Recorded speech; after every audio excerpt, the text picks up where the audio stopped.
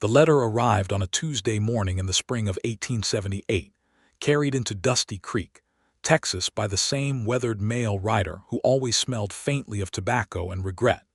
And when Wesley Collier unfolded it beside the water trough outside his barn, he read the single word that would change the entire course of his life. The letter had come from a matchmaking agency out of St. Louis, the kind that dealt in arrangements between lonely ranchers and women willing to make the journey west. Wesley had not been the one to write them. That had been the doing of his older brother, Hector, who had decided that Wesley spent too many evenings alone on the porch and not enough of them doing something about it. Hector had filled out the form on Wesley's behalf, describing the ranch, the acreage, the modest but solid house, and the fact that Wesley Collier was 26 years old, capable with his hands, and solvent enough to keep a family fed. The agency had responded promptly, as they always did when the financial details were satisfactory, and now Wesley stood in the morning dust holding a single page of introduction. He read it slowly. The agency representative had written in careful, looping script. They had a candidate. Her name was Lydia Lockhart, age 23, from a small farming family in Missouri.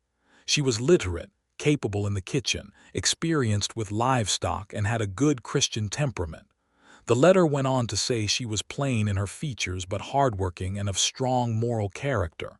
Wesley read that particular sentence twice. Then he read it a third time. Plain. He folded the letter carefully along its original creases and tucked it into the chest pocket of his work shirt, directly over his heart as if by accident, and he stood there for a long moment with his hand resting flat against it.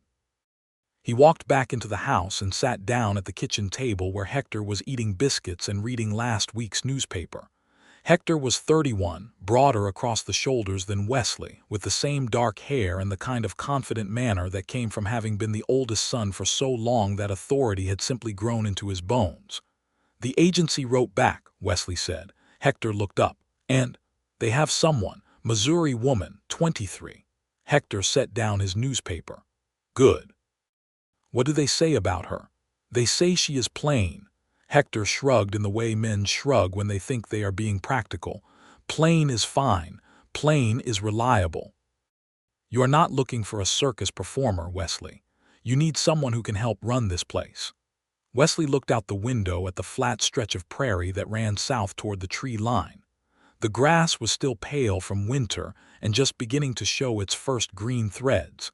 He thought about that word for a long moment, the way it sat on the page so casually, as if it were the most important thing about a woman, as if it were even a useful thing to say. "That tells me nothing about her," he said finally. Hector blinked. "What does? Plain, that word.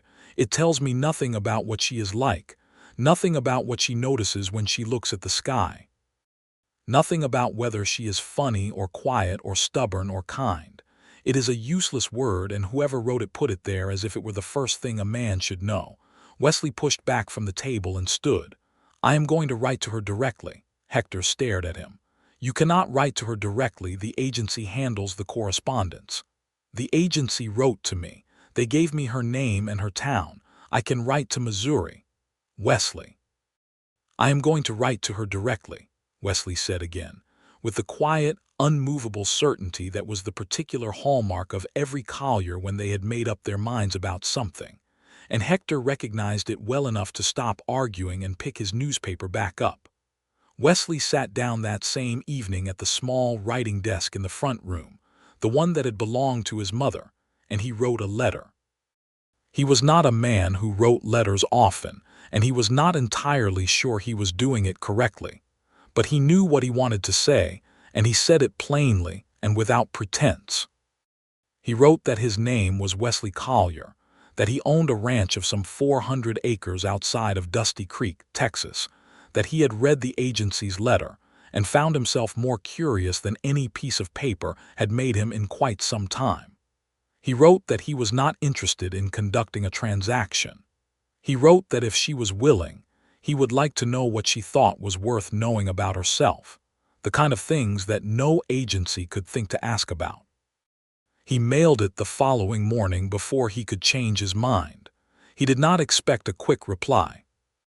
Missouri was not around the corner, and women who were managed by agencies were not always free to correspond outside of the arranged channels. But 12 days later, a letter arrived. It was not from the agency.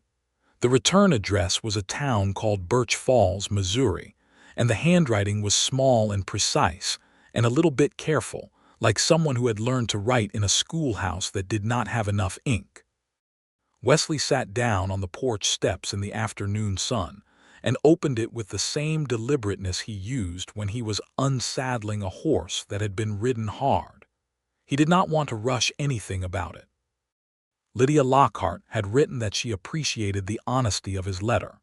She had written that she was unused to being asked what she thought was worth knowing about herself, and that the question had kept her awake for 2 nights before she decided to answer it.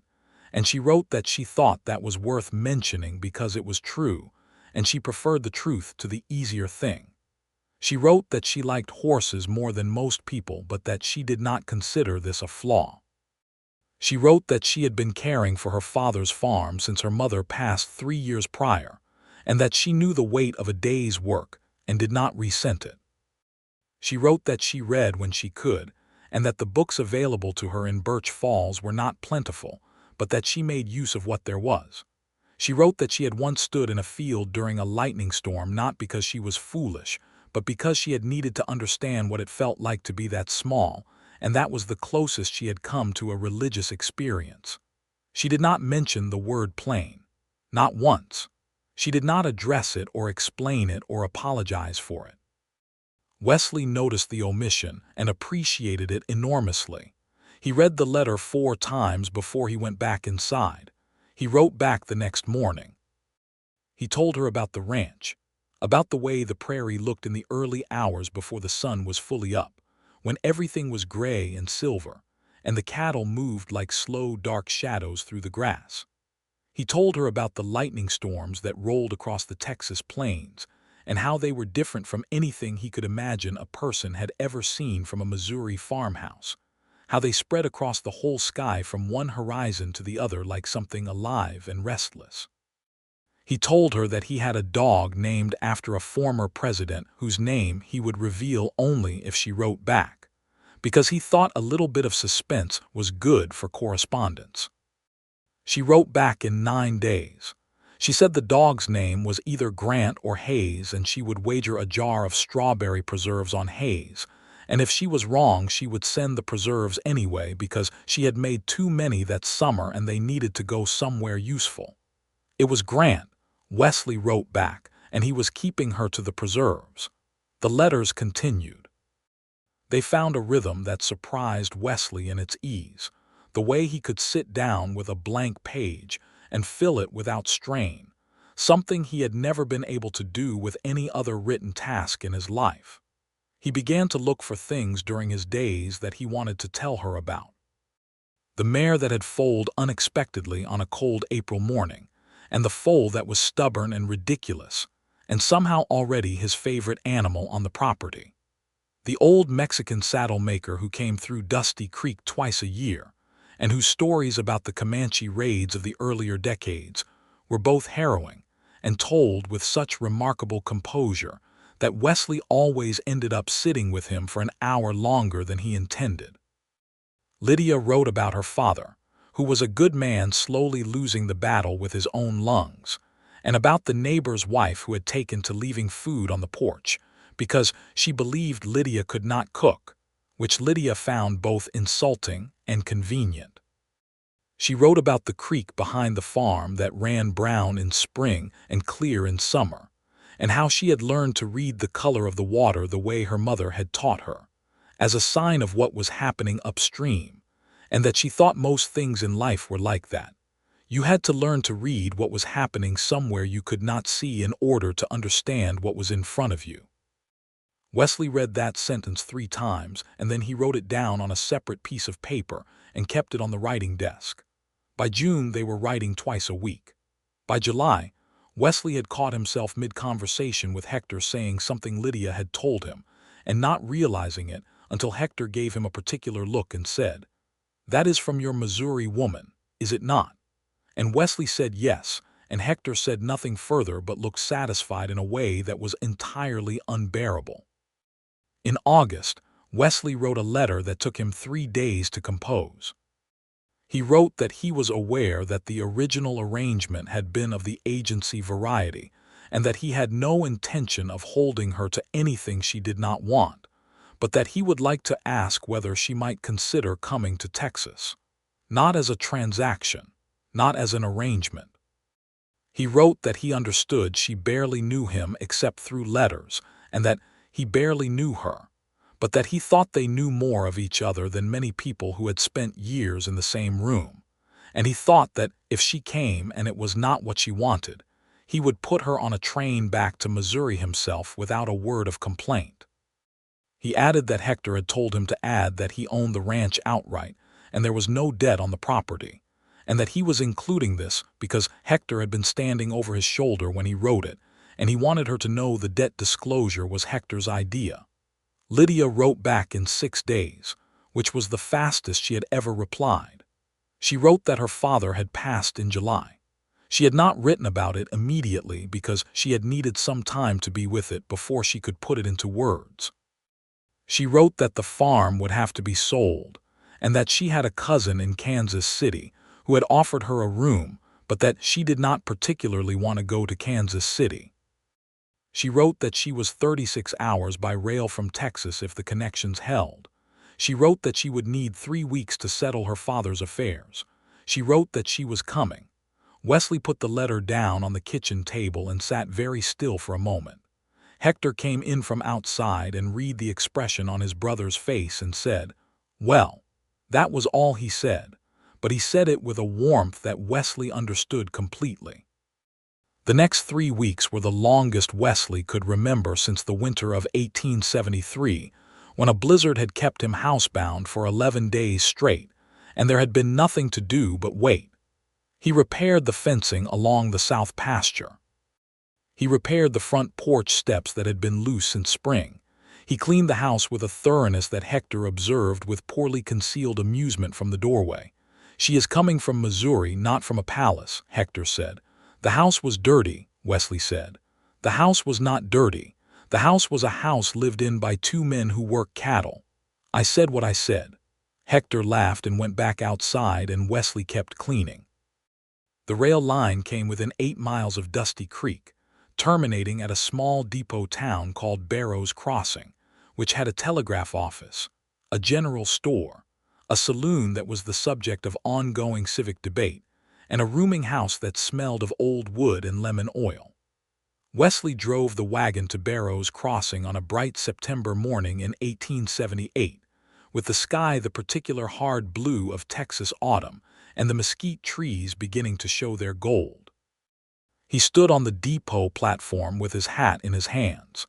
He had been standing there for nearly 20 minutes before the train arrived, and he was not entirely sure what he was going to do with himself when it did. The train came in with its long whistling breath and its cloud of steam, and people descended from the cars in the usual shuffling disorder of arrival. Wesley watched each face as it appeared. He did not know what Lydia Lockhart looked like. He realized with a jolt that in all their letters, in all those pages of honest and careful correspondence, neither of them had ever described themselves physically. He knew her handwriting and the way her mind worked, and the exact quality of her humor, and the depth of her grief, and the breadth of her knowledge about creek water and Missouri winters, and the proper way to put up strawberry preserves. He did not know the color of her hair. He almost laughed out loud standing there on that platform, because it seemed to him the most purely right thing in the world that he had arrived to meet her without knowing what she looked like, and it seemed to say something about the whole of their correspondence that he was glad of it.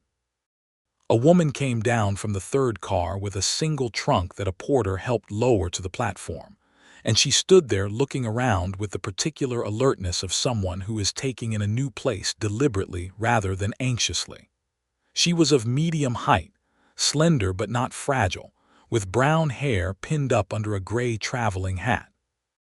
Her dress was practical and a little worn at the cuffs in the way of clothes that have been well used.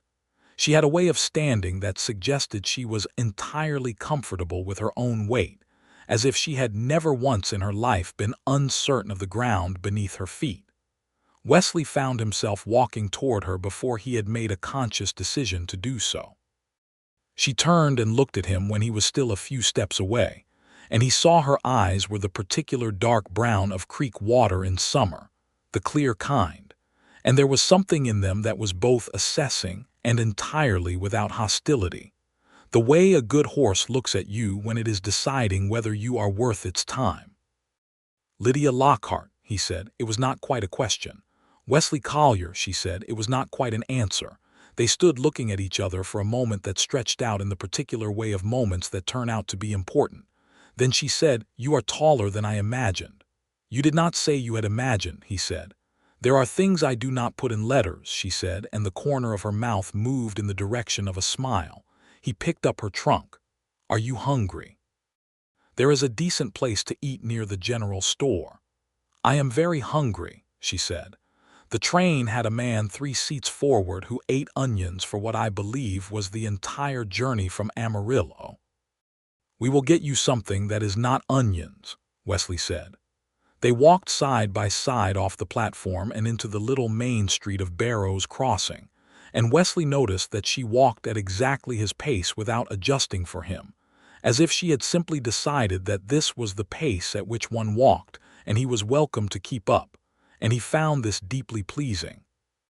They ate at the small cafe beside the general store, and the conversation moved in the easy, unforced way of their letters, except that now he could see her face when she talked, the way she tilted her head slightly when she was working out how to say something, the way she looked directly at whoever she was speaking to without the small deflections that were common in people who had spent a lot of time being managed or overlooked. She ate with appetite and without self-consciousness, and she asked him 3 questions about the ranch that were exactly the right questions, the kind that told him she had been thinking about the practicalities and not just the idea of the thing. On the drive back to Dusty Creek in the wagon, the afternoon light went amber and the mesquite shadows stretched long across the road, and they talked about her father's farm and the process of settling an estate when the estate was mostly debt and livestock and sentiment. She spoke about her father with a directness that was not cold, the way she spoke about most things, as if she believed that the truth of something was the kindest way to hold it. "I miss him," she said, "but I do not miss the waiting. The last 6 months were the waiting, and I am glad it is done. I think he was glad, too, at the end." "My father died when I was 19, Wesley said. "A horse accident. Quick, which I am grateful for." "Yes," she said, with the understanding of someone who knows the difference. They rode in silence for a few miles, and it was a comfortable silence, the kind that builds between people who do not need to fill space to feel connected, and Wesley thought about the word plain and how entirely ridiculous it was as a way to describe a woman who could make a comfortable silence feel like a conversation. The ranch appeared in the early evening light, the low white house and the barn and the outbuildings, and the fencing running away into the prairie, and Wesley watched Lydia look at it with the same deliberate attention she had given the depot town. She was not cataloging whether it was grand enough. She was seeing what it actually was. "It is good land," she said. "It is," he agreed. Hector came out of the barn when they pulled into the yard, and he was on his best behavior, which meant he was only slightly embarrassing. He shook Lydia's hand and said it was very fine to meet her, and that Wesley had not shut up about her letters for the better part of 6 months, which Wesley accepted as the price of having a brother. Lydia shook Hector's hand and said, "He mentioned you as well. He said you were the one who wrote to the agency." "Guilty," Hector said with a grin. "Good," Lydia said. "Someone had to." Hector looked at Wesley over her head with an expression that said he approved enormously, and Wesley looked back with an expression that said, "Yes, I know, and will you please stop?" The rooming house in Barrows Crossing was where Lydia would stay for the time being, as was proper, and Wesley had arranged it and paid for 2 weeks in advance. It was a small awkwardness between what they were and what they might become, the space between letters and a life. They both understood it, and neither of them spoke about it directly that first evening, but when Wesley drove her back to Barrow's Crossing after supper at the ranch and helped her down from the wagon in front of the rooming house, he held her hand for a moment longer than was strictly necessary. "Thank you for coming," he said. "Thank you for asking," she said. "The honest way." He drove home in the dark under a sky full of stars that seemed particularly well-intentioned. The following weeks had the quality of something being built slowly and with care, the way good things are built when neither party is in such a hurry that they skip the foundations. Every day or every other day, Wesley came to Barrow's Crossing, or Lydia rode out to the ranch on a horse she had taken to borrowing from the livery stable, a placid gray mare called Sunday. She was comfortable with horses, as she had written, and she sat Sunday with an ease that was quietly wonderful to watch. She helped Wesley with the fence line repairs he had been putting off, holding posts while he set them, and she worked without complaint and without needing direction twice. She met Grant the dog, who was enormous and endearing, and who placed his head immediately in her lap and stared up at her as though she were the answer to something. She laughed at this, and the laugh was full and real and not performed for anyone, and Wesley decided in that moment that the laugh was the best thing he had heard since the rain after the drought of '75. She was not plain. She was the kind of woman whose looks required a person to stop performing and start paying attention before they became visible, and once they became visible, they were impossible to stop seeing. The way light moved across her face when she was interested in something. The particular quality of her expression when she thought something was funny and was deciding whether to say so. The line of her jaw and the way she carried her head, that particular steady way, as if she had looked at the world and found it manageable, not because it was easy but because she had decided to be equal to it. Wesley thought about the agency letter sometimes. He thought about the man or woman who had sat across a desk from Lydia Lockhart and written the word plain, and moved on to the next line as if that were useful information, as if they had communicated something. He thought the word was a failure of observation, so complete it was almost impressive. One afternoon in mid-October, they were sitting on the fence at the south pasture watching the young foal who had been named Absalom by Wesley and was already living up to the name through sheer stubborn idiocy, and Lydia said without particular preamble, "The agency letter, the one that described me." Wesley looked at her. "Yes." "Did it say I was plain?" "Yes." "It is not the first time," she said. "There was no bitterness in it, just fact." "It told me nothing about you," Wesley said. "Less than nothing. It was like describing a book by the color of its binding." She was quiet for a moment. "Most men take it as sufficient description."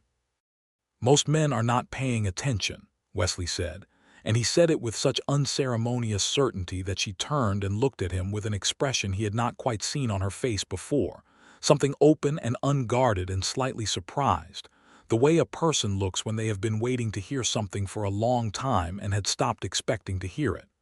"Wesley," she said. "Yes. I think you are one of the most decent men I have ever met." "I am going to need you to hold that opinion for the winter," he said, "because I become extremely irritable when the cattle get ice on their hooves, and I will need the credit." She laughed again, that full honest laugh, and he laughed too, and Absalom chose this moment to fall over his own feet in the pasture behind them in a way that was so perfectly timed it seemed almost designed. It was another 2 weeks before Wesley asked her properly.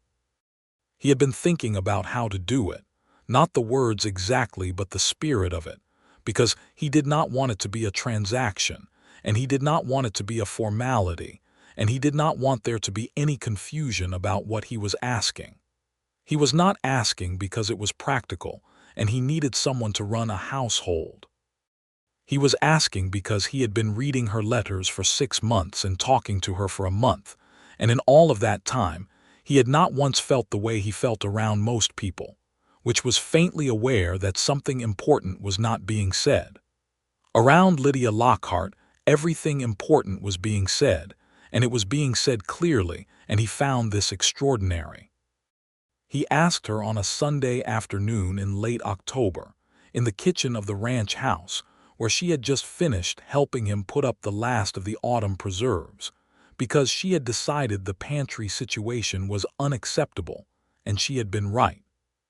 She was washing her hands at the basin, and he was leaning against the doorframe, and he said, "Lydia." "Yes," she said, not turning around.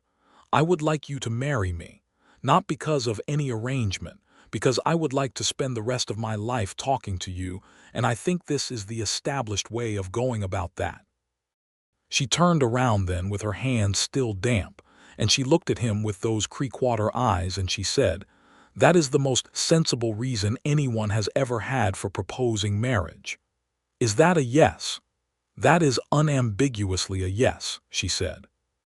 He crossed the kitchen in 2 steps and took her damp hands in both of his, and she looked up at him and he looked down at her, and he kissed her once, carefully, the way you do the first time when you want to be sure it is what was meant, and it was absolutely what was meant. Hector, who had been attempting to appear very busy with something outside the window, let out an audible sound that he would later claim was a cough. They were married in Dusty Creek in November of 1878, in the small church on the main street that had been built by the first settlers and smelled of cedar and old hymnals. The minister was a broad, serious man named Reverend Alcott, who performed the ceremony with the straightforward gravity appropriate to the occasion. The town turned out in the way small towns do for weddings, with a mixture of genuine goodwill and simple appreciation for an event. Hector stood up with Wesley. A woman named Clara Briggs, who ran the dry goods store and had taken an immediate liking to Lydia during her weeks at the rooming house, stood with her. Lydia wore a dress of pale blue wool that she had made herself with fabric from Clara's store, and she wore her hair down with a simple arrangement of dried wildflowers that Clara's daughter had put together. She stood at the altar and looked at Wesley with the same direct, honest expression she brought to everything, and he stood looking back at her and thought again about that word in that letter, and how small a person would have to be in their perception to look at Lydia Lockhart and come away with only plain. She was steady and bright and real, and she laughed like she meant it, and she was stubborn in exactly the ways worth being stubborn and kind in the ways that required you to actually pay attention to people rather than just performing it. And the thought of her made the inside of his chest feel like the prairie after rain. Everything opened up and clean and ready. "I do," he said when it was his turn, and he meant every syllable of it. "I do," she said, and she meant every syllable of it too, and the assembled company of Dusty Creek witnessed it and approved. The winter of 1878 into 1879 settled around them like something they had always been in. Lydia moved into the ranch house, and she did it the way she did everything, practically and without ceremony, but with a quality of attention that meant the house began to feel different within the first week. Not because she changed everything, but because she engaged with it, noticed which drawer stuck and fixed it, noticed which window leaked cold air and packed it, made the kitchen into a place where someone clearly thought about the work happening there rather than just endured it. Wesley watched her make the house a home, and he understood that he had been living in a house for years without it being a home, and the difference was not furniture or curtains, but the presence of someone who was actually there, fully present in the specific and grounded way that Lydia was present in everything she did.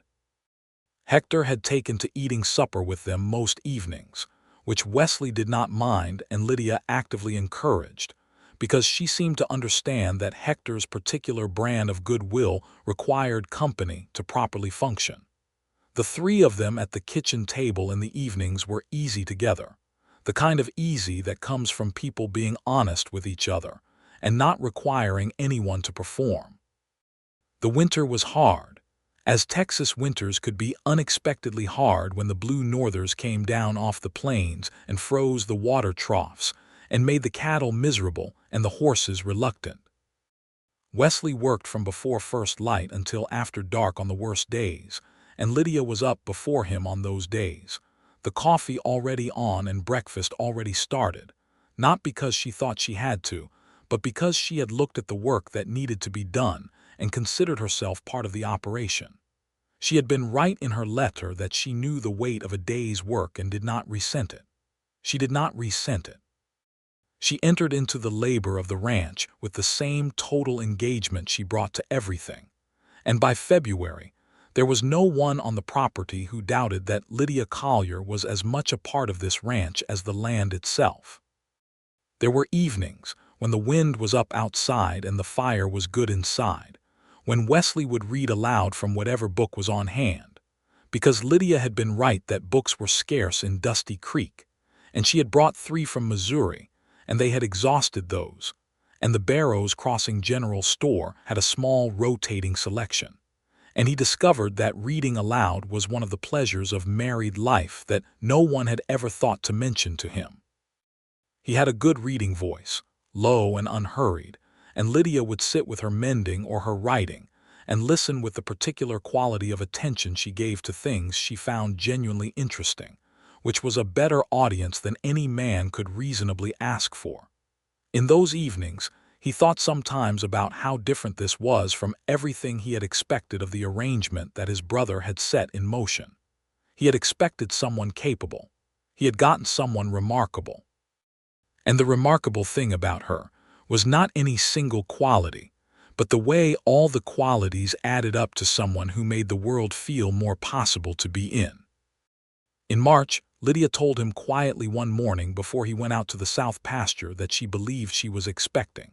She said it straightforwardly and without drama, and with a small, careful smile that was different from her usual expression in a way that was entirely new and entirely her. And Wesley stood in the kitchen doorway for a moment feeling something he did not have a word for, and then he crossed to her and held her face in both hands and kissed her forehead. "Are you well?" he said. "I am perfectly well," she said. "I am not made of glass, Wesley." "I know you are not," he said. "I am asking because I want to know, not because I think you are fragile." She softened at that, the way she did when he said the right thing, and she covered one of his hands with hers. "I am very well," she said. "I am happy." "Good," he said. "I am happy too." He went out to the pasture, and Hector found him there an hour later grinning at nothing in particular and said, "What has happened?" And Wesley told him, and Hector clapped him on the shoulder hard enough to stagger him, and then pulled him into a brief, fierce hug that neither of them mentioned afterward. The spring of 1879 brought with it the particular relief of winter's end, and the particular anxiety of a new season's work. The calving was good that year, better than the year before, and the grass came in thick and green, and the young foal of Salem, now nearly a year old and still an idiot, had grown into something that showed promise once you got past the attitude. Lydia continued to be useful and present and completely unwilling to be treated as an invalid despite her condition, which was a source of ongoing negotiation between her and Wesley. He was not, he insisted, trying to treat her as fragile. He simply had an instinct to protect things he loved, and she was the thing he loved most, and it required management. She told him that the best protection he could offer her was to trust her to know her own limits, and when she phrased it that way, he found he could not argue with it, which was a feature of conversations with Lydia that he had noticed early and never stopped noticing. There was a situation in April that gave them both a harder test. A man named Calhoun Vess, who owned the spread east of Dusty Creek, and had been a presence on the edge of the community for years in the way of men who are never quite friendly but never quite hostile, began to make moves on the water rights to the creek that ran along the property line between his land and the Collier Ranch. The creek was the primary water source for the south pasture and had been understood since Wesley's father's time to be shared usage. Calhoun Vess had evidently decided that shared did not suit him and had taken to diverting water upstream in a way that reduced the flow significantly. Wesley had ridden out to speak to Calhoun Vess twice, both times with the intention of resolving it as neighbors resolved things, and both times Calhoun had been dismissive in the specific way of men who have decided they are stronger than you and are enjoying the announcement of this belief. He was a large man, sun-darkened and slow-moving, with a couple of hands who were present at every such conversation as a kind of visual argument. Wesley came home from the second conversation with the particular contained irritation of a man who has been insulted in a way he cannot address with his fists without making a larger problem. Lydia listened to the account of this over supper, and when he finished she said, "Does the county record the water rights?" "What?" "The county record." "The land office in Barrows Crossing. When your father filed the original deed, would the water rights be part of the filing?" Wesley looked at her. "I expect they would." "Then you need to go to the land office," she said. "Not back to Calhoun Vess. You need the paper that says what is yours." Hector, who was eating his second biscuit, pointed at Lydia with it in a gesture of absolute agreement. Wesley went to the land office in Barrows Crossing the following week and found, after an hour with the clerk and the original deed filings, that his father had indeed registered the water rights as part of the property claim in 1861, and that the documentation was entirely clear. He had a copy made and witnessed, and he sent a formal letter by way of the county sheriff to Calhoun Vess, advising him of the legal standing of the matter. Calhoun Vess restored the creek flow within 4 days and did not speak to Wesley for the better part of a year after, which Wesley found to be an entirely satisfactory outcome. When Wesley came home with the documentation and told Lydia, she looked at the papers with the focused attention she gave to anything that mattered and said, "Good, keep those somewhere safe." "Where were you keeping these instincts before you got here?" Wesley said. "Missouri," she said, "where they were wasted on a much smaller farm." He smiled at her, and she smiled back, and it was the kind of smile between two people who have just been on the same side of something and know it.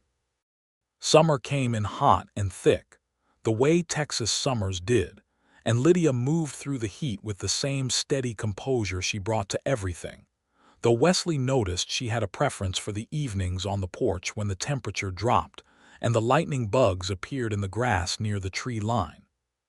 She had a habit in those evenings of sitting with her feet tucked under her and her hands resting on the growing roundness of her middle, and a particular expression of quiet pleasure that he thought was the most beautiful thing he had ever seen. He told her this one evening, directly, in the way he had learned was the only way to tell Lydia things you wanted her to actually receive.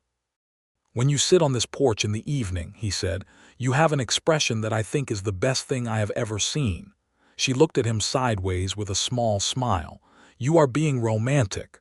"I am stating a fact," he said. "Those are not mutually exclusive," she said. "No," he agreed. "I suppose they are not." She reached over and took his hand, and they sat in the early dark with the heat beginning to ease off, and the stars coming out one by one, and Grant the dog stretched across both their feet. And it was one of those moments that goes into a person and stays there, the kind you can find again on the difficult days, the kind that are worth all the ordinary labor of every ordinary day. In late August, Clara Briggs came out to the ranch for what she called a social visit, but which both Lydia and Wesley understood to be a combination of checking in on Lydia and delivering the news of the town, which Clara processed and distributed with the efficiency of a very well-organized telegraph office. Clara sat at the kitchen table and drank coffee and told them about the town council's ongoing dispute about the new well, the expected arrival of a new schoolteacher for the fall term, and the fact that old Reverend Alcott had a sister coming from Tennessee who was rumored to be formidable. Clara also said, in the particular casual way of someone who has been thinking about how to bring something up, "I heard that the matchmaking agency sent another letter to the county, to the Harlow Ranch." "Did they?" Wesley said. "They are describing their candidates, same sort of language." Clara paused and looked at her coffee. "You know how they talk about the women." "I know," Wesley said. "It is not right," Clara said flatly. "These women come out here to start a life, and before they even arrive they have been described in the narrowest possible terms. Lydia, who had been listening with her hands around her own coffee cup, said, "It is the agency's failure. They are measuring what they know how to measure, and they do not know how to measure very much." "Has it bothered you?" Clara asked. "Since coming here, knowing how they wrote about you?" Lydia considered this in the careful, honest way she considered things. "It bothered me before I came here more than it has since," she said. "Before I came here, I had no particular evidence to contradict it. Now I have considerable evidence." She looked at Wesley when she said this, not with sentimentality but with the clear, simple statement of something true, and Wesley looked back at her, and the quality of that particular mutual understanding was such that Clara looked between them and said, "All right, I see how it is," and seemed deeply pleased. In September, on a crisp, clear morning when the prairie was turning its autumn gold, Lydia gave birth to their first child, a boy, delivered by the Dusty Creek doctor, a methodical and capable man named Dr. Farrow, with Clara Briggs in attendance because Lydia had asked her to be. Hector waited outside with Wesley, who found the waiting the most difficult thing he had done in recent memory, the particular helpless quality of being on the wrong side of a door while something important was happening. The boy came into the world with a good loud announcement of his presence that they could hear from the waiting area. Dr. Farrow appeared in the doorway and said that Lydia and the baby were both entirely well, and Wesley went in to find Lydia propped up with a shawl around her, and a small red-faced person wrapped in a blanket in her arms, and her expression was the one she had when she was genuinely amazed by something, which was not often and was always worth seeing. "He is healthy," she said when Wesley sat on the edge of the bed beside her. "Dr. Farrow says he is perfectly healthy." "And you?" Wesley said. "Tired," she said, "but very well." He looked at the small face in the blanket, scrunched and new, and felt the same wordless thing he had felt in March when she told him and had not been able to name it then and still could not name it now, but it was large and warm and had the weight of something real. "What shall we call him?" Lydia asked. "I thought about James," Wesley said, "after my father. James Collier," she said, trying the sound of it. "Yes, I like that."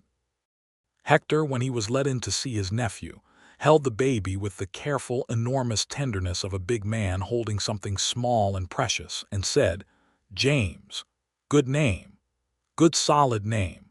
And then he had to clear his throat and look at the ceiling for a moment, and everyone graciously pretended not to notice. James Collier was a vigorous baby, and then a vigorous infant, and then a vigorous toddler, with his mother's dark eyes and his father's considerable stubbornness, which Lydia said she found somewhat ironic, and Wesley said was clearly from her side. James had an early fondness for Grant the dog, who suffered his attentions with a saintly patience that elevated the animal considerably in everyone's estimation. The years moved through the seasons in the way of good years, with their ordinary textures of work and weather, and the small particular events that make up a life.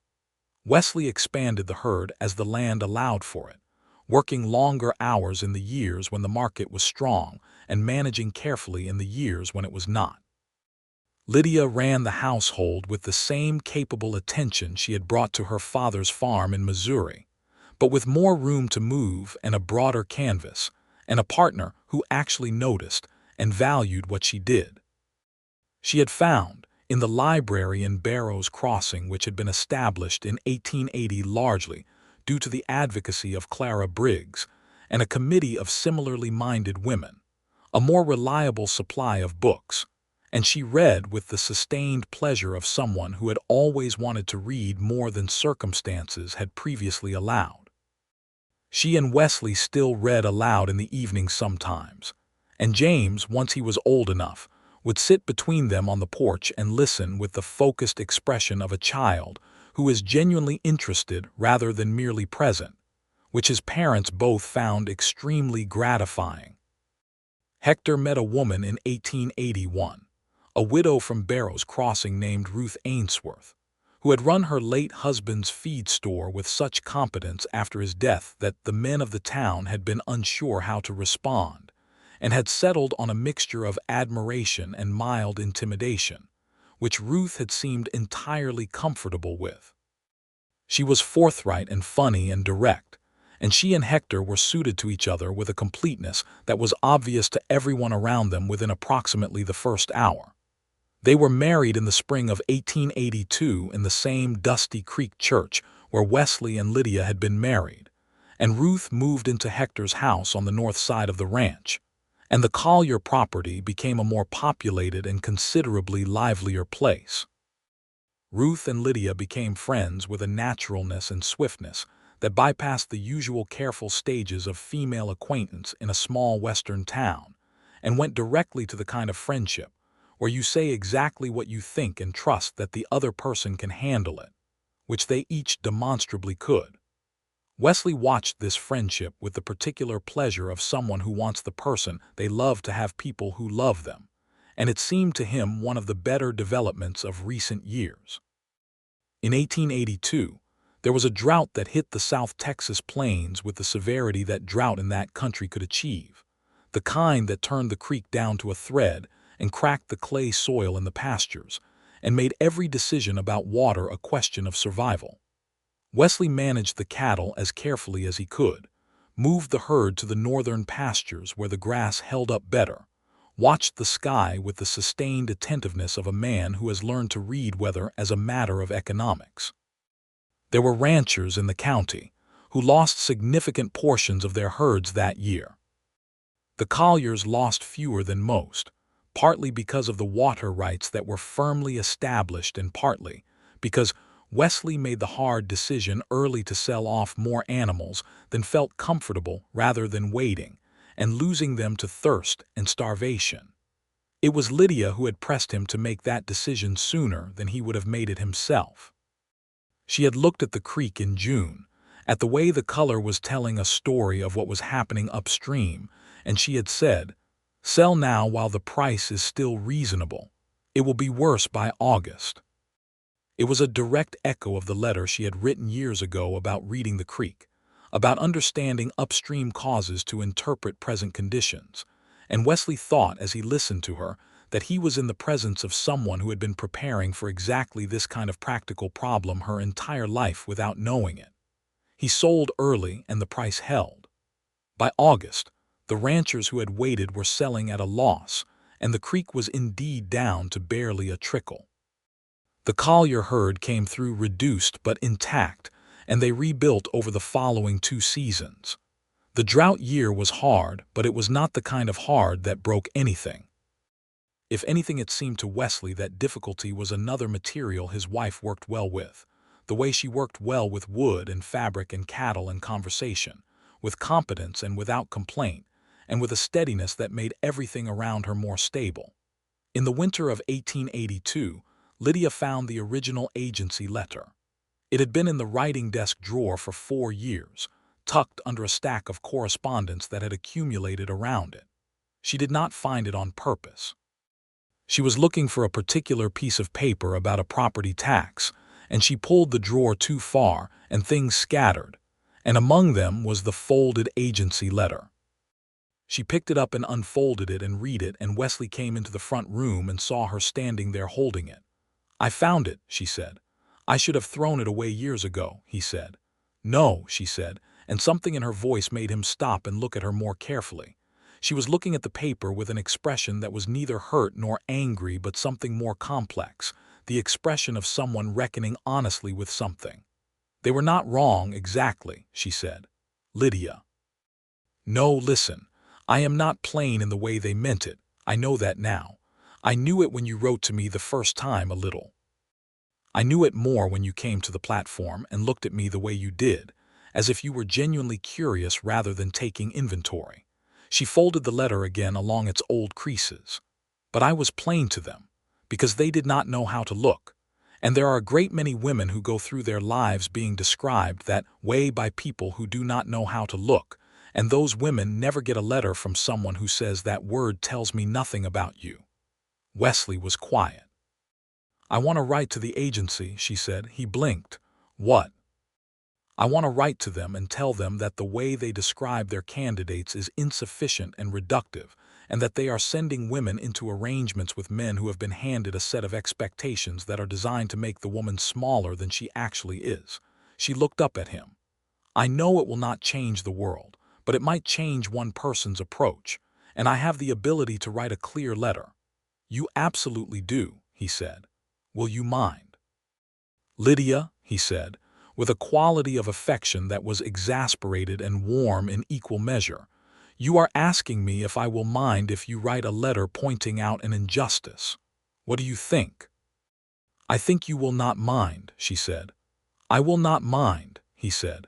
She wrote the letter that evening at his mother's writing desk in her small, precise hand, and she wrote it well, which was exactly what he would have expected. She wrote to the St. Louis agency without hostility, but with absolute clarity, describing the effect of reductive physical descriptions on the prospects of their candidates and on the expectations of the men receiving them. And she suggested that if the agency wished to describe a woman usefully, they might consider describing what she was capable of and what she valued and what she brought to the question of a life, rather than whether her features met some arbitrary standard of conventional beauty. She signed it Lydia Collier, formerly Lydia Lockhart, Dusty Creek, Texas, and she mailed it the next morning. She never received a reply from the agency. She did not particularly expect one.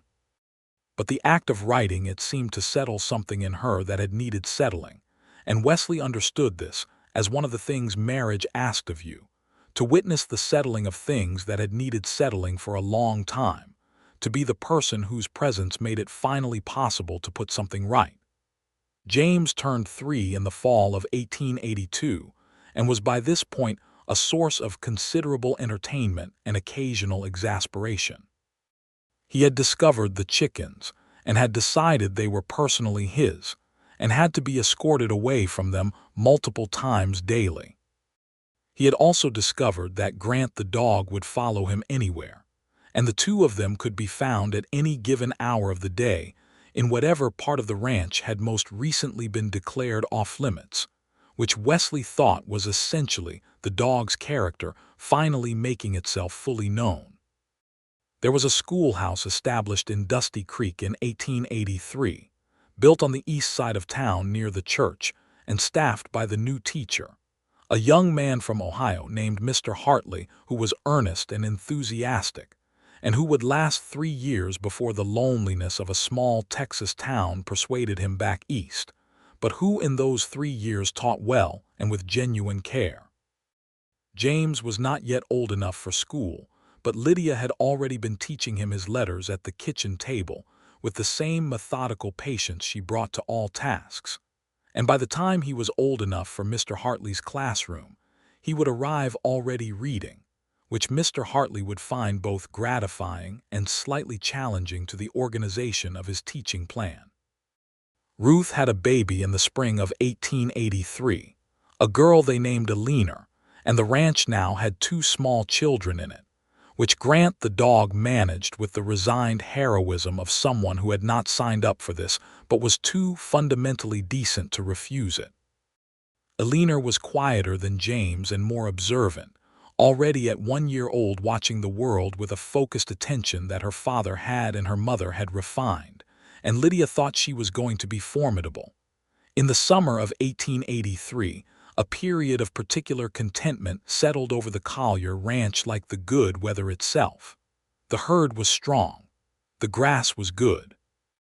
The house was full of life and noise, and the particular quality of warmth that comes from people who have built something together and know it.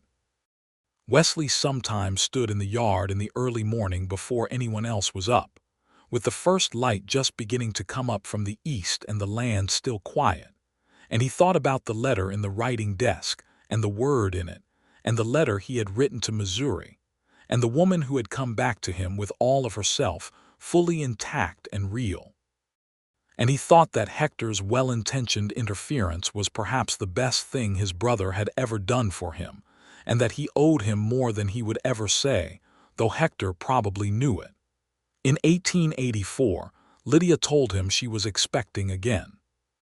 She told him over coffee on a Tuesday morning with the same composure she had told him the first time, and he took both her hands across the table and held them, and she smiled at him with the particular smile she reserved for moments when she was allowing herself to be simply happy without managing it. "How are you feeling?" he said. "Tired in the mornings," she said. "Otherwise very well. You will tell me if that changes."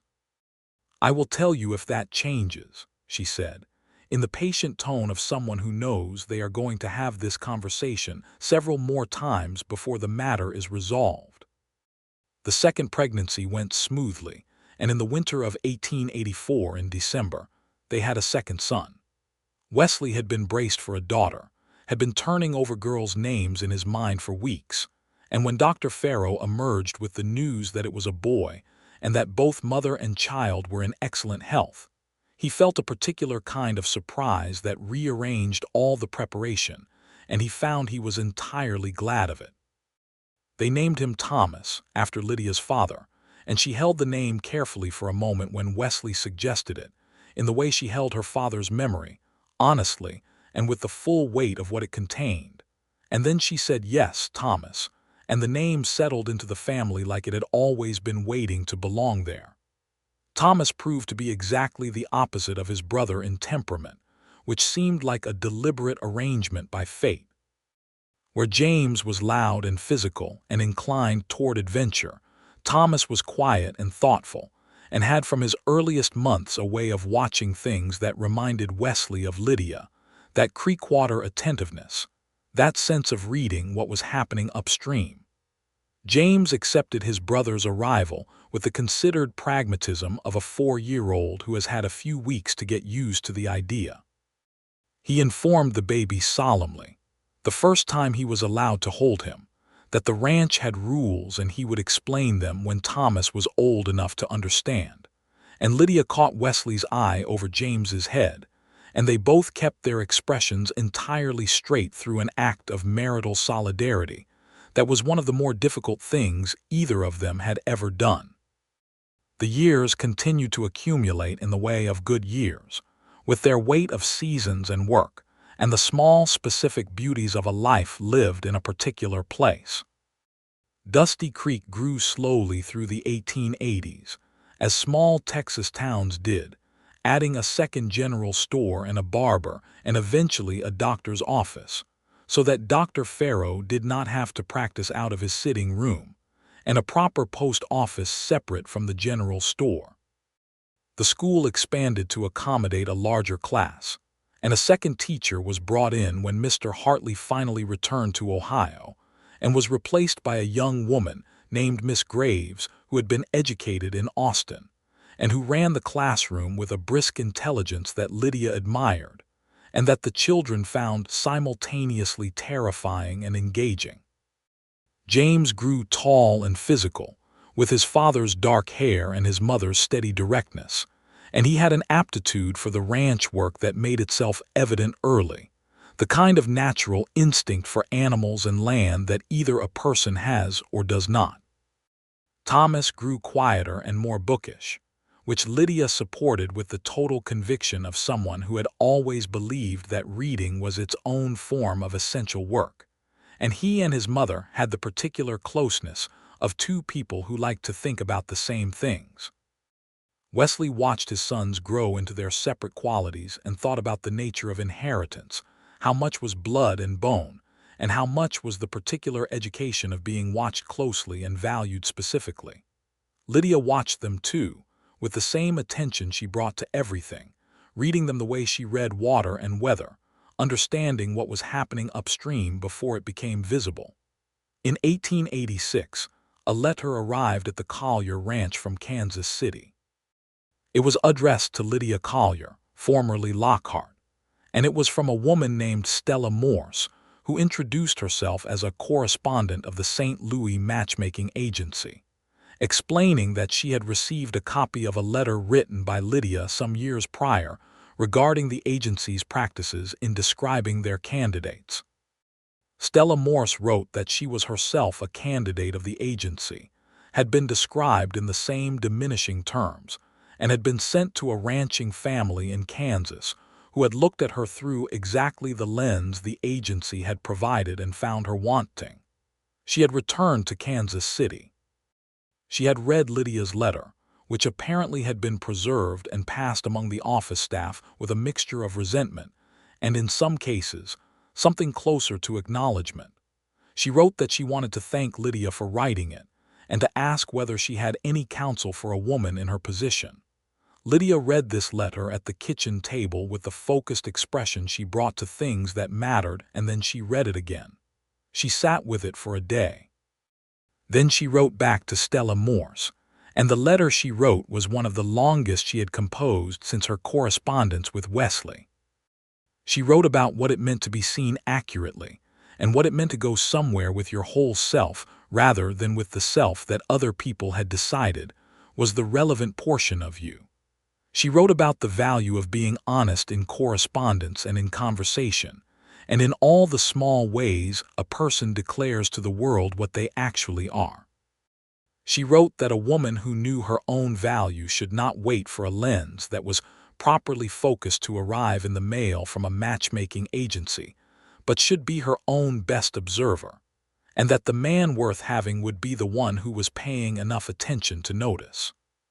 She also wrote, more practically, that if Stella had considered alternatives to the matchmaking agency route, there were other means of establishing a new life in the West, including employment in towns that were growing, and that she would be glad to write to anyone she knew in Kansas if Stella wished to pursue such a thing. Stella Morse wrote back, and then wrote again, and over the following year a correspondence developed between the two women that had the quality of the best correspondence, honest and specific and mutually useful. In 1887, Stella Morse arrived in Barrows Crossing as the new assistant to the Barrows Crossing dry goods operation, having secured the position through a chain of introductions that had begun with Lydia's letter, and she proved to be exactly what she had seemed on the page, direct and capable and funny, in the dry way of people who have observed human nature with clear eyes and made peace with what they have seen. She and Clara Briggs had an instant and productive mutual appreciation, and within 6 months Stella had become as much a fixture of the extended Dusty Creek community as anyone born to it. She met a telegraph operator named Garrison Bell, who had come through Barrows Crossing intending to stay a few weeks, and had stayed 2 years. A man of medium height and considerable thoughtfulness, who had the same quality of honest attention that Wesley had, the kind that made you feel like you were being actually seen rather than processed. They were married in 1888, and Lydia stood with Stella at the altar, and Wesley stood with Garrison, and the occasion had about it a satisfying sense of things having arrived where they were supposed to.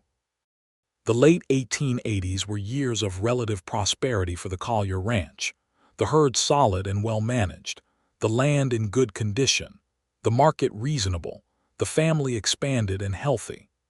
Wesley had reached his mid-30s and found that his satisfaction with his life was not the passive kind that comes from the absence of complaint, but the active kind that comes from knowing specifically what you value and having it present and real.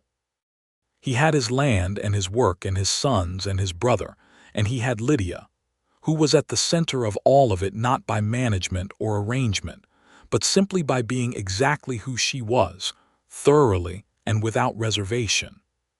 He thought about the word plain sometimes, still, not with anger, more with the mild, incredulous quality of someone contemplating a remarkable miscalculation.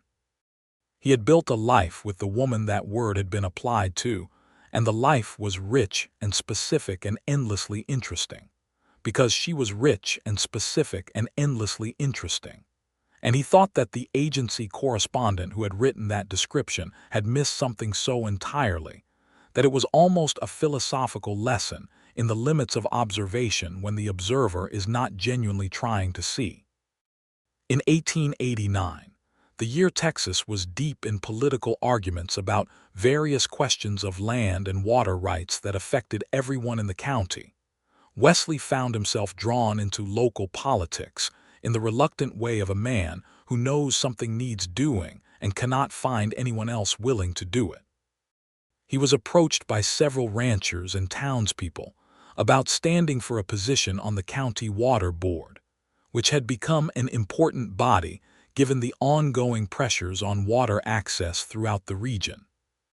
He declined twice and agreed on the third asking when Lydia said, quietly, and with the particular precision she used when she had thought something through completely, that he knew more about the practical reality of water management on this land than anyone else in the county, and that having that knowledge in the room where decisions were made seemed like the only responsible use of it. He was appointed to the water board and served on it for 4 years, during which time he helped establish clearer documentation requirements for water rights claims throughout the county, a piece of work that took considerable time and generated considerable resistance from some quarters, but which had the effect of reducing the kind of unilateral action that Calhoun Vess had attempted years earlier. Calhoun Vess was still on his east property, still largely uncommunicative, but the legal framework was now sufficiently established that there was less room for the kind of informal annexation he had once attempted.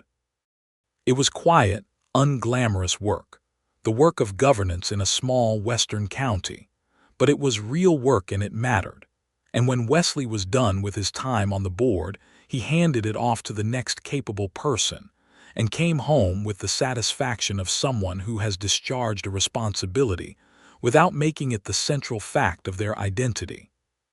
James turned 10 in 1889 and was by this point essentially a young person rather than a child, with opinions and preferences and a developing sense of himself as someone with a specific place in the life of the ranch. He had begun to ride out with Wesley on the longer fence checks and the cattle management work, learning the practical education of a ranching life with the focused absorption of someone who had decided this was what they wanted to know and intended to know it thoroughly.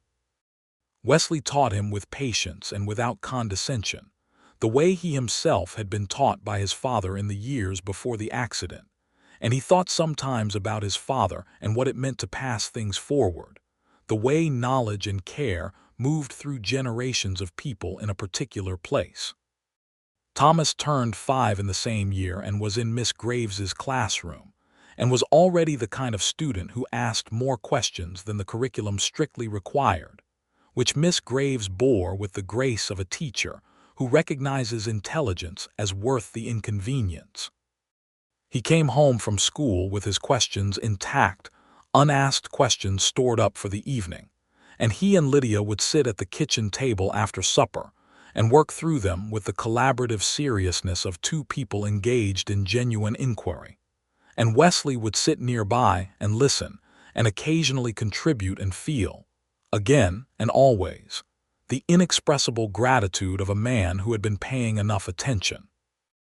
In 1890, Dusty Creek acquired a small newspaper, the Dusty Creek Courier, edited by a woman named Agnes Park, who had come west with her husband and stayed after he died, and turned her considerable energies toward the printed word. The Courier covered local affairs with a directness that the town found alternately bracing and uncomfortable and always useful, and Agnes Park was the kind of editor who believed that a newspaper's first obligation was to tell the truth about what was actually happening, which made her simultaneously indispensable and inconvenient to various people of various persuasions. Lydia subscribed immediately and became one of Agnes's earliest and most reliable readers, and in 1891 she wrote a piece for the paper at Agnes's invitation about the legal protections for water rights in the county, drawing on what she had learned from Wesley's time on the water board and from her own practical experience with the Calhoun Vess situation. The piece ran in the late spring and generated more letters to the Courier than any previous piece had, which Agnes reported with satisfaction, and Lydia received with the composure of someone who had said what they had to say and was comfortable with the response. Wesley read the piece in the paper and felt the specific pleasure of seeing someone he loved do something they were exactly suited to do. He did not say anything mawkish about it. He put the paper down after reading it and said, "You should write more of these." "Agnes has already asked," Lydia said. "Good," he said.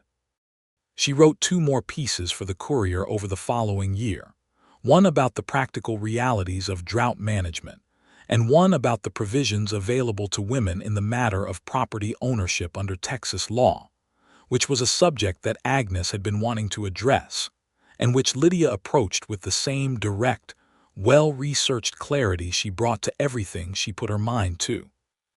The 1890s moved forward in the way of decades that feel both full and fast, with their seasonal textures and the accumulating evidence of time. The ranch continued to thrive in the moderate and steady way of a well-managed operation. The family grew and changed in the ordinary, extraordinary ways families do. James at 15 was tall and competent, and beginning to have the self-possession of a young man who had been taken seriously by the people around him, and had internalized that as a template for how to carry himself in the world. Thomas at 10 was quiet and acute, and had a circle of books beside his bed that rivaled his mother's, and had taken to writing things down, not for school but for himself, in a journal that he kept with the privacy of someone who is working something out. In the fall of 1893, Wesley stood on the porch of the ranch house in the early evening light, the amber of October making the prairie gold and warm, and Lydia came and stood beside him in the way she had in all their years of evenings, and he put his arm around her, and she leaned into him with the ease of long familiarity and the continued real pleasure of specific company. "I have been thinking about something," she said. "Tell me," he said. "I have been thinking about the first letter you wrote me. The one from outside the agency. What about it? You wrote that you wanted to know what I thought was worth knowing about myself. And I went away and thought about it for 2 days because no one had asked me that before." She was quiet for a moment. "I think the answer has gotten longer since I wrote you back." "It was already a good answer," he said. "Yes," she said, "but there is more to it now. There is this." She gestured, a small gesture that encompassed the house and the land and the evening and the particular life they had built here. "All of this is part of what is worth knowing about me now, because I built it. We built it." "We did," he said. She turned and looked up at him with those creekwater eyes and the evening light on her face and all the years of knowing her gathered in the particular way she was looking at him, with full attention and full honesty and a quality of presence that had never once in all their years diminished. "I want you to know," she said, "that I am very glad you threw away the agency's prescription for how to read me." "I did not throw it away," he said. "It is still in the writing desk." "I know," she said. "I keep it on purpose." "Why?" "Because sometimes when I want to remember what it feels like to be underestimated, I read it, and then I look at what is actually here." Another small gesture, the house, the land, the life. And the distance between those two things is a very satisfying distance to measure. He held her closer, and she let him and the evening settled around them like something that had always known exactly where they were. James came home in 1896 with a young woman named Petra Vasquez, the daughter of a Mexican horse-breeding family from the south of the county, whose family had been on their land since before the Texas Republic, and who carried that history with a quiet dignity that Lydia recognized immediately as the same quality she tried to bring to her own history. Petra was 20 years old, direct and warm and with a laugh that was as full and honest as Lydia's, and James brought her to supper one Sunday with the particular careful air of someone who knows they are bringing something important home. Lydia made her welcome with the total naturalness of a woman who understood what it meant to arrive somewhere and be received without judgment, and the supper was easy and real and full of conversation. And when Petra and James had gone out to walk the fence line in the early evening, Lydia and Wesley sat at the kitchen table and looked at each other. "Well," Lydia said. "Well," Wesley said. "She is remarkable," Lydia said. "She is," he agreed. "He is going to ask her to marry him before the year is out," Lydia said. "I know," he said. "Good," she said. He did ask before the year was out on a cold December morning that had the particular sharp clarity of a winter day when everything is very still and very bright. Petra said yes, and the families came together over Christmas with the good noise and warmth of people who have decided to be glad of each other. And the Vasquez family brought food that Lydia asked about with genuine interest, and received the recipes for with genuine gratitude. And Hector and Ruth and their 2 children and James and Petra and Thomas, and the accumulated warmth of everyone they had become, were all in the ranch house, and the evening was full to the edges and extraordinarily good. Thomas, at 17, was the tallest person in the family and the quietest still, and he had a quality of concentrated interior life that Wesley had come to understand as simply who he was, not shyness exactly but depth, the kind of person who processes everything carefully before it becomes speech or action. He had been writing steadily in his journals for years, and had shown some of what he wrote to his mother and to no one else, and Lydia had told Wesley privately that their younger son had a real gift for putting into words the things that most people could only approximately feel, and that she thought he should go somewhere that could teach him what to do with it. There was a college in Austin, the University of Texas, established in 1883 and growing, and the possibility of Thomas going there for study had been discussed carefully over the past year, carefully because it was expensive, and because Austin was not around the corner, and because it required a readjustment of who the family was and what it expected of its future. But the conversations had been honest, and the conclusion had been the same one it always was when the Collier family discussed something with complete honesty, which was that the right thing was the one that served the person most fully, and that Thomas's particular nature would be best served by being given the tools to understand and develop it. He went to Austin in the fall of 1897, carrying a trunk of books and a new journal, and Lydia stood in the yard watching the wagon take him toward the Barrows Crossing rail connection, and she had the expression of someone feeling something large and knowing it, and not looking away from it. Wesley stood beside her and did not say anything, because there was nothing to say that she did not already know and nothing that was going to make the moment smaller or the feeling less present. And she was Lydia, and she had always preferred the full weight of real things to the lighter comfort of being managed. He took her hand and she held it, and they stood there until the wagon was out of sight, and then she turned back to the house, and the day, and the life that continued always, with its ordinary and extraordinary fullness. James and Petra were married in the spring of 1898 in the Dusty Creek Church, and the occasion brought together both families with a warmth that was easy and real, and entirely without the kind of tensions that such crossings could carry in those years, in part because both families were sufficiently sure of their own value that they could simply be glad of each other's without the anxiety of comparison.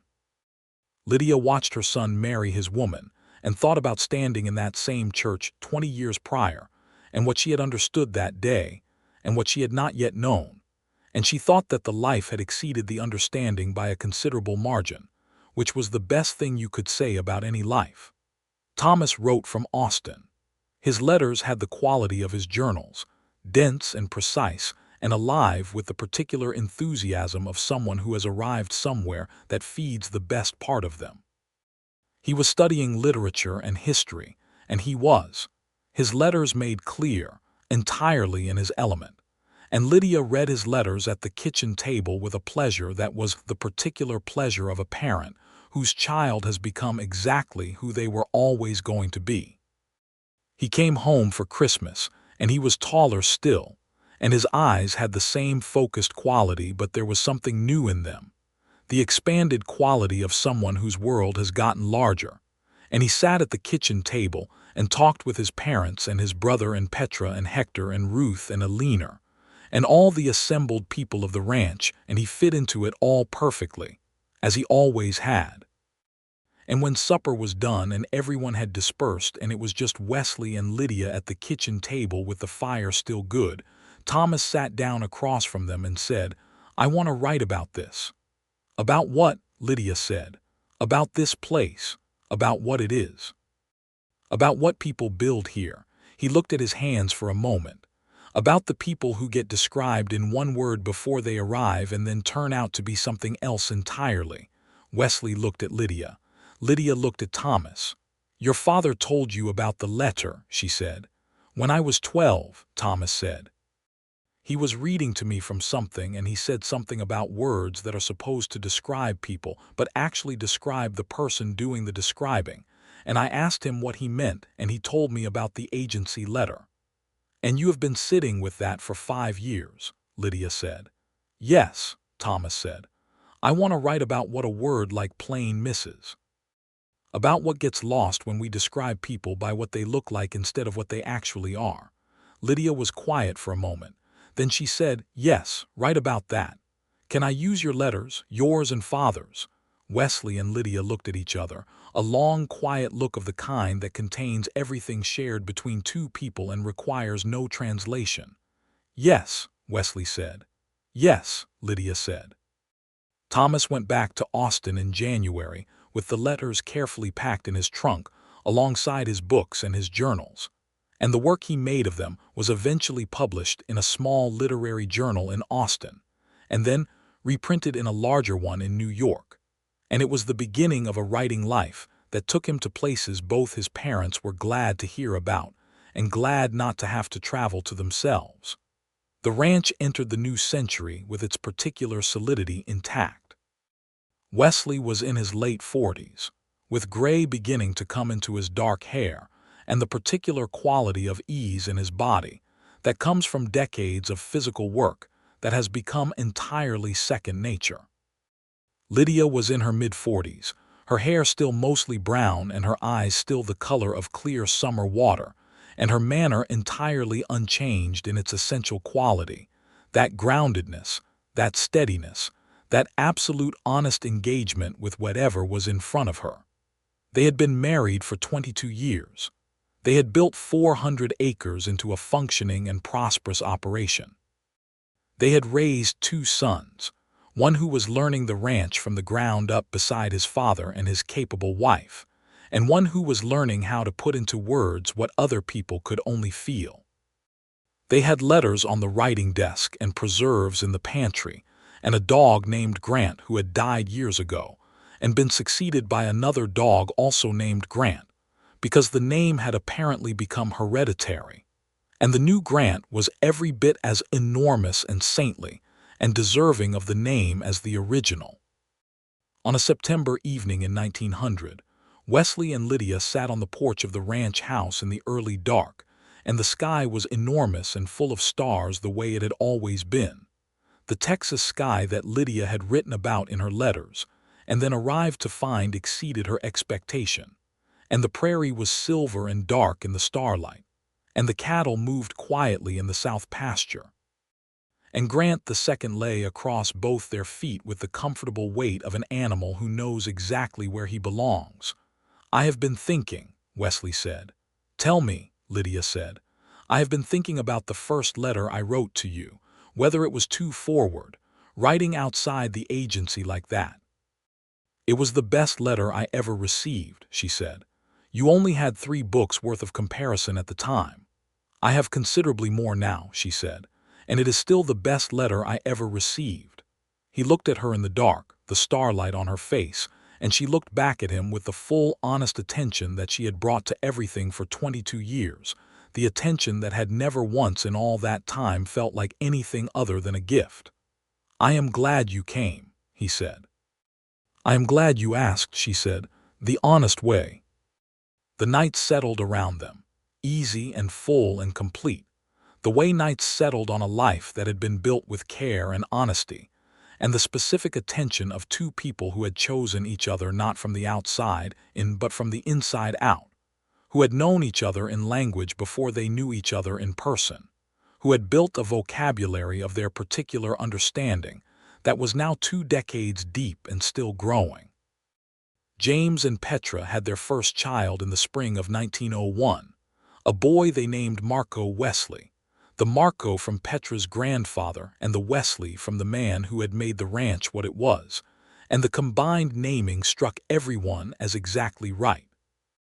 Wesley held his grandson in the ranch house kitchen on a May morning with the light coming in through the east window, the same kitchen where he and Lydia had had 1,000 suppers and 1,000 conversations, and where Lydia had found the agency letter in the writing desk drawer and decided to write to St. Louis.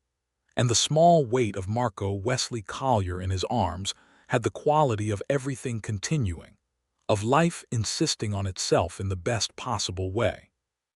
Lydia was beside him, her hand on his arm, and she looked at the baby and then at her son and her daughter-in-law, and then at Wesley with an expression that had everything in it, all of it, the full sum of what they had made together, and she said nothing because she did not need to. And he understood everything she was not saying because he had been reading her honestly for 23 years, and the language between them was as clear as Summer Creek water and always had been. Hector and Ruth were there, and Hector was considerably gray now, and Ruth was entirely herself still, formidable and warm, and Alina, who was 19 and already studying to be a teacher, was there, and Thomas had come home from Austin for the occasion, a young man of 22 with ink stains on his fingers and a journal in his coat pocket, and the particular quiet joy of someone who has come home and found it unchanged and is glad of it.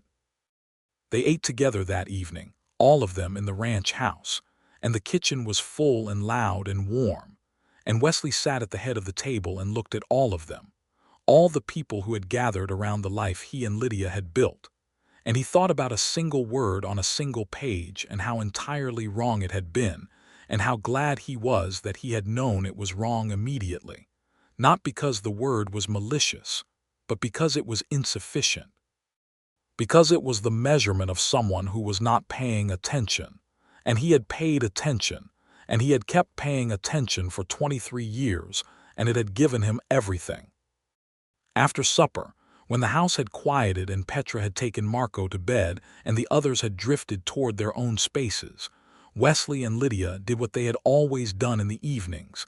They sat on the porch in the dark and the stars came out over the prairie and the night was good and large and full. "Thomas told me he is going to dedicate the next piece he writes to us," Lydia said.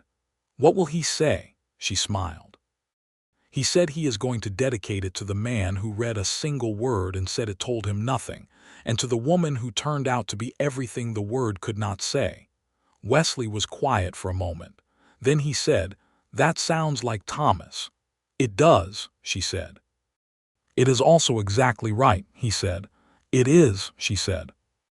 She leaned her head against his shoulder, and he rested his chin against the top of her head, and the prairie stretched out ahead of them in the dark, as it always had, as it always would, and the stars were the same stars they had always been, enormous and ancient and entirely indifferent to single words on single pages, and below them the life was real and whole and finished only in the way that good things are finished, not ended but arrived, fully and exactly itself, which was more than enough and always had been.